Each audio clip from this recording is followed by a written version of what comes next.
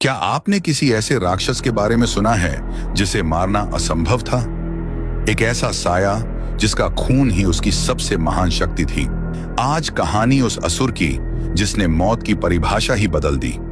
कल्पना कीजिए एक ऐसे युद्ध की जहां दुश्मन को मारना उसे और भी बलवान बना देता था। यह गाथा है महाविनाशकारी रक्तबीज की। हजारों साल पहले जब संसार में खुशहाली थी, धरती पर किसी भी संकट का कोई साया नहीं था। देवता निश्चिंत होकर स्वर्ग पर राज कर रहे थे।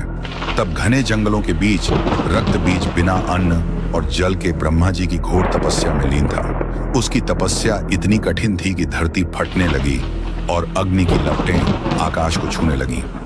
जब ब्रह्मा जी प्रकट हुए तो रक्तबीज ने उनसे एक ऐसा वरदान मांगा जिसने नियति को मूल से हिलाकर रख दिया। उसने कहा, हे प्रभु, मुझे ऐसा वरदान दें कि यदि युद्ध के मैदान में मेरे शरीर से रक्त की एक भी बूंद धरती पर गिरेगी तो उस हर एक बूंद से मेरे जैसा ही एक और शक्तिशाली और जीवित रक्तबीज पैदा हो जाएगा।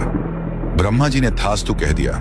यह वरदान नहीं बल्कि पूरे ब्रह्मांड के लिए एक महाविनाश का बीज था। वरदान मिलते ही रक्तबीज अहंकार में अंधा हो गया। उसने सबसे पहले स्वर्ग पर चढ़ाई की। देवराज इंद्र ने अपनी विशाल सेना के साथ उसे रोकने की कोशिश की। रणभूमि में भयंकर शोर था, तलवारें टकरा रही थीं, लेकिन जैसे ही किसी देवता की तलवार रक्तबीज के शरीर को चीरती और उसका खून धरती को छूता, तब चमत्कार नहीं, महाप्रलय होता। एक बूंद गिरी और एक नया रक्तबीज पैदा हो गया।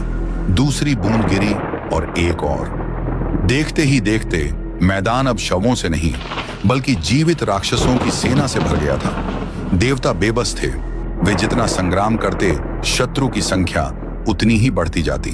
अंत में देवताओं को रणभूमि त्याग कर भागना हुआ, क्योंकि वे एक ऐसे शत्रु से युद्ध कर रहे थे जिसकी हर बूंद एक नई मृत्यु थी।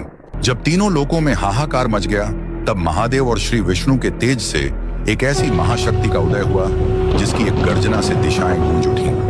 एक ऐसी देवी जिसकी आंखों में प्रलय की ज्वाला थी और जो रक्त पीने के लिए व्याकुल थी।